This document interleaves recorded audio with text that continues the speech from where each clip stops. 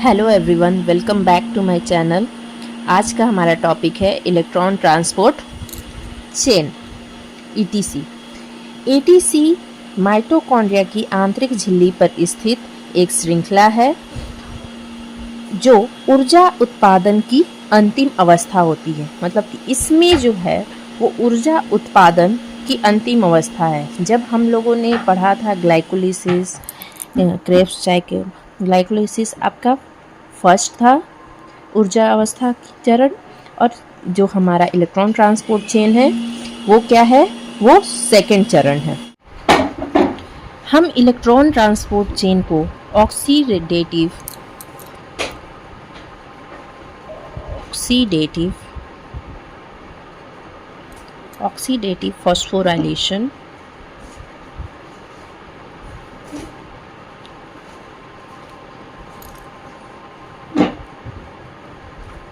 Phosphorylation भी कहते हैं। इनके मुख्य 4 घटक होते हैं। पहला होता है हमारा कॉम्प्लेक्स 1, दूसरा होता है कॉम्प्लेक्स 2, तीसरा होता है हमारा कॉम्प्लेक्स 3, चौथा होता है हमारा कॉम्प्लेक्स 4। कॉम्प्लेक्स 1 में क्या होता है कि NADH जो रहता है वो इलेक्ट्रॉन से प्राप्त होता है। NADH जो है हमारा वो किससे प्राप्त हो रहा है, हमारा इलेक्ट्रॉन से प्राप्त हो रहा है। और इलेक्ट्रॉन यूबिक्विनिन को स्थानांतरित होते हैं। जो इलेक्ट्रॉन है वो यूबिक्विनिन को स्थानांतरित करते हैं। फिर प्रोटॉन को मैट्रिक्स से इंटरमेम्ब्रेन स्पेस में पंप करते हैं। मतलब मैट्रिक्स से इंटरमेम्ब्रेन स्पेस में वो पंप करते हैं। दूसरा कॉम्प्लेक्स है कॉम्प्लेक्स 2।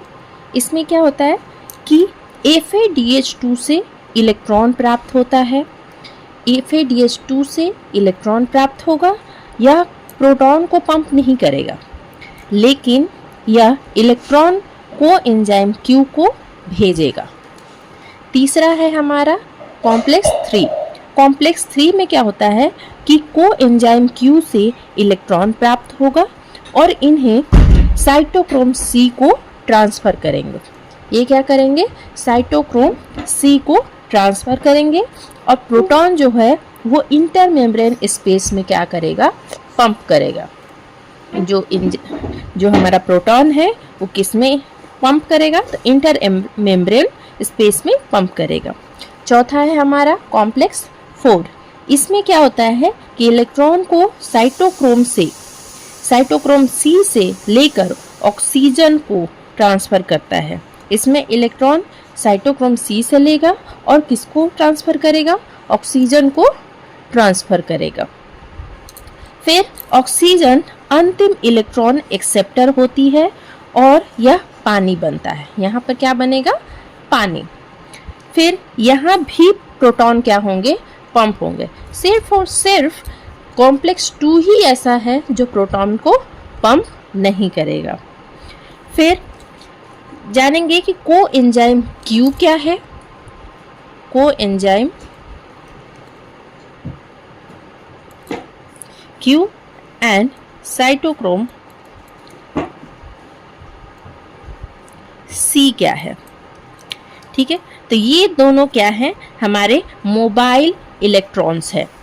ये दोनों क्या है, मोबाइल इलेक्ट्रॉन कैरियर्स है। मतलब कि ये इलेक्ट्रॉन को ले जाने वाले वाहक है। मतलब कैरियर मतलब कि उसको ले जाने वाला सामान। फिर आता है इसमें कोएंजाइम Q जो होता है, कोएंजाइम Q जो होता है वो कॉम्प्लेक्स 1 और 2 से 3 तक होता है। कॉम्प्लेक्स 1 और 2 से कहाँ तक जाता है, 3 तक जाता है।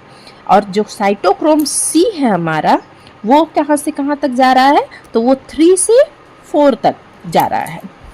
तो ये है हमारा कि कोएंजाइम Q और साइटोक्रोम C जो होते हैं वो दोनों हमारे इलेक्ट्रॉन ले जाने का कार्य करते हैं। कुछ कार्य करते हैं कि कॉम्प्लेक्स 1 से 2, 2 से 3, और जो साइटोक्रोम C है वो 3 से 4 तक जाता है। अब हमारा proton gradient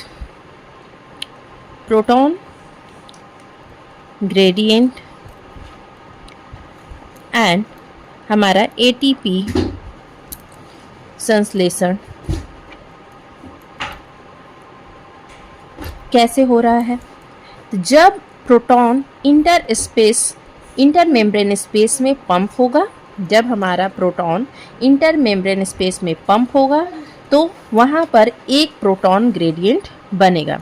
inter membrane space में पंप करेगा प्रोटॉन तो वहाँ पर हमारा एक प्रोटॉन ग्रेडियंट बनेगा, और यह ग्रेडियंट जो होता है वो एटीपी सिंथेज नामक एंजाइम के जरिए एटीपी बनाने में मदद करेगा।